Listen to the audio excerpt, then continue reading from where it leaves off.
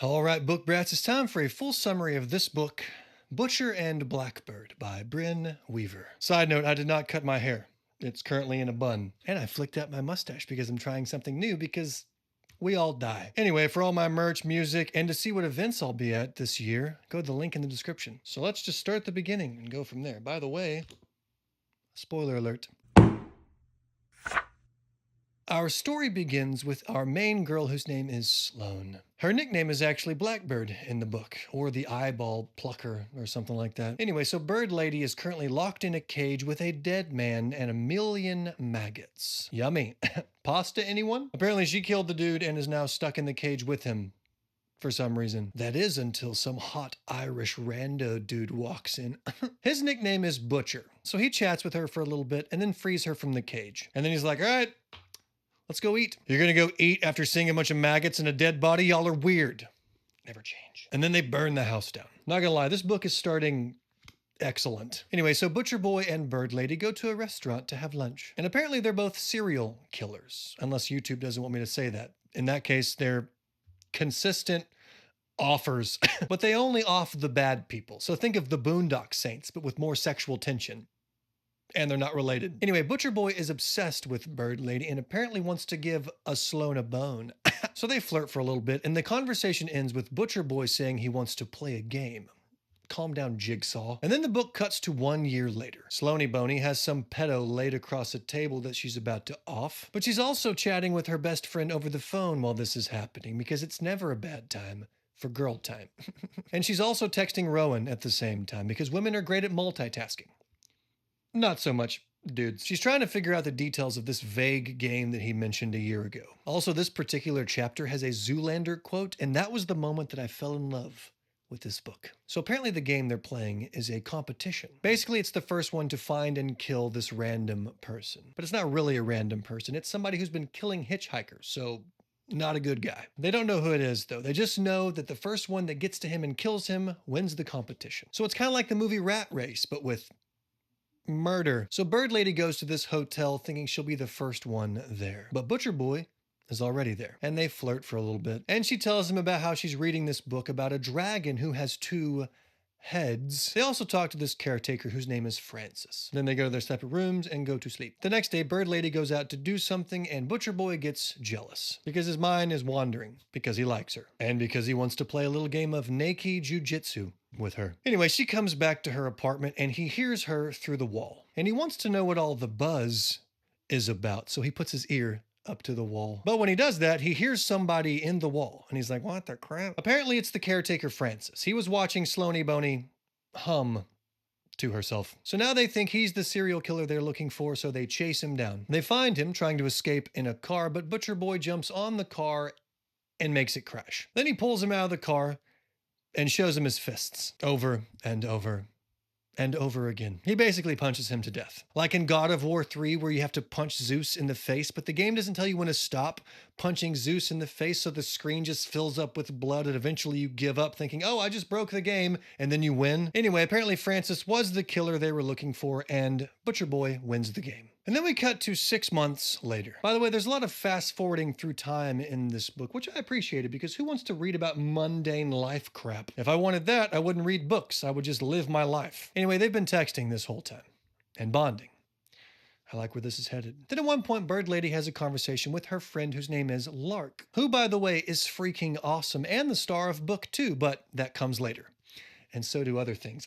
Anyway, Lark is trying to convince Bird Lady to go see Butcher Boy because it's obvious that she misses him. And then we cut to 3 months later. Bird Lady is in a restaurant awkwardly ordering alcohol from a hot girl, but it's Butcher Boy's restaurant. He's the main chef and she's there to see him. But unfortunately, she chickens out and tries to bounce. And then she awkwardly runs into Butcher Boy and is like, hey, see what happened was... And her whole mental dialogue is hilarious. Then she leaves and goes back home and is completely ashamed of herself, like the fish creature that won't stop cleaning the dirty tank from Finding Nemo. Then a couple of weeks later, Butcher Boy shows up at her house. Oh, but he just hides behind a tree and pays a child to take food to her front door. Okay. So he does this for a few days in a row and helps her cook the food over the phone that the child he paid brought her. You know, you could just walk up to her front door, do a little knock, and cook the food with her. Why are you being odd from a distance? Anyway, then he goes back to Boston where he lives. Y'all are weird. Never change. Then we cut to some time later, and they're playing a new game with a new target that they have to kill. So they both go to his house and have dinner with him. But unfortunately, the guy drugs Butcher Boy, and he passes out on the table. By the way, this book is very funny. It is a rom-com, and it's a dark one. But dadgummit, it's a good time. Right before Butcher Boy passes out, though, he eats a human salad. Literally. He didn't know it was a human salad, but it was. So now it's just Bird Lady and that other guy at the table. So she takes his eyes, and then she makes some beautiful art out of him. Also, he was serving rump roast. Literally. The guy's a schmanable. Then Bird Lady gives her Boondock Saints origin story to Butcher Boy. And then they both chat with this guy named David, who basically is a crazy butler in this murderer's house. And he's sitting on the counter eating some cookies and cream ice cream. But not really. It's got nut juice in it. Human nut juice. It's funny, a lot of people online told me I would never eat ice cream again after reading that part. Some of y'all never watched Fear Factor as a kid.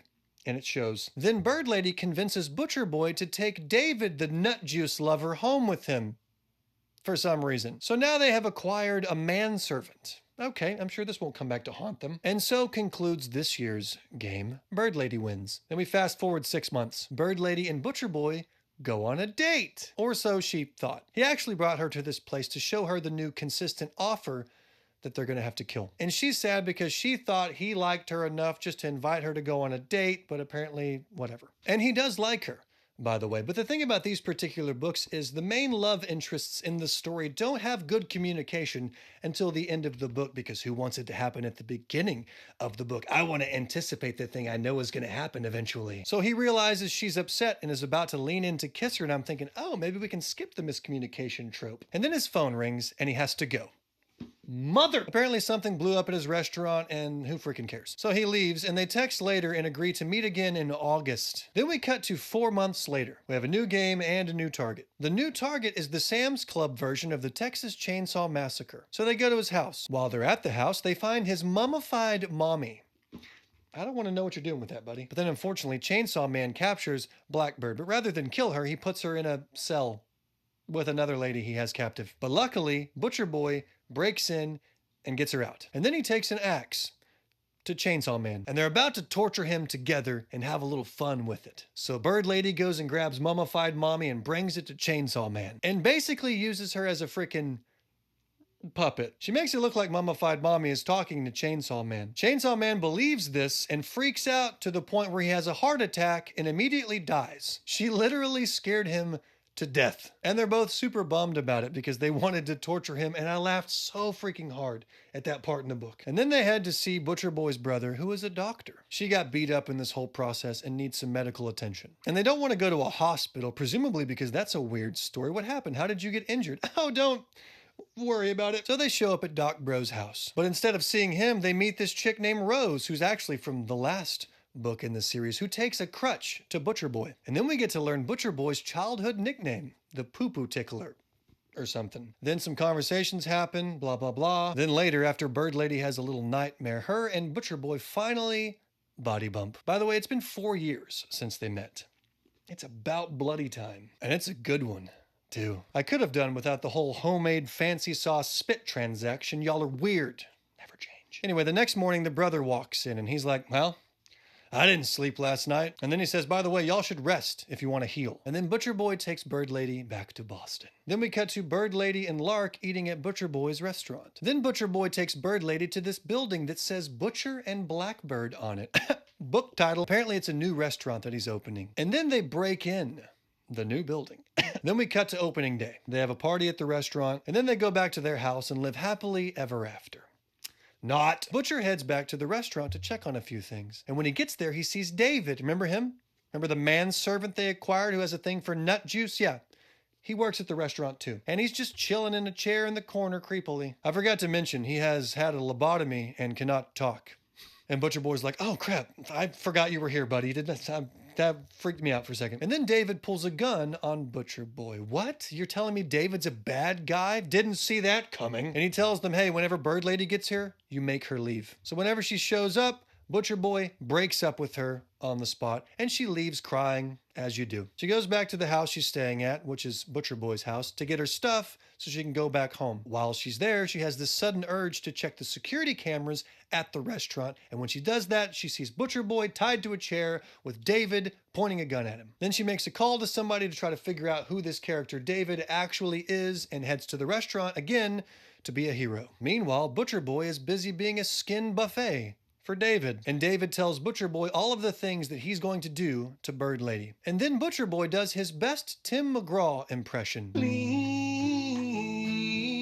don't take them, girl.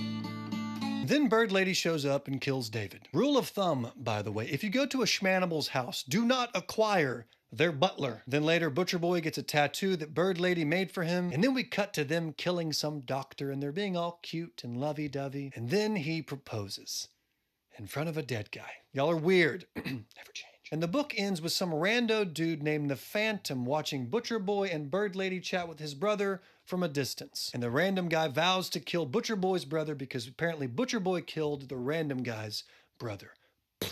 Long story short, this book is fantastic. I realize this book is not for everyone, but it is for me. It's hilarious. It's got great writing. It's got spice. It's got action. It's got romance. It's perfect. And that's why I'm going to give this book 5 stars. Stay tuned for the next video.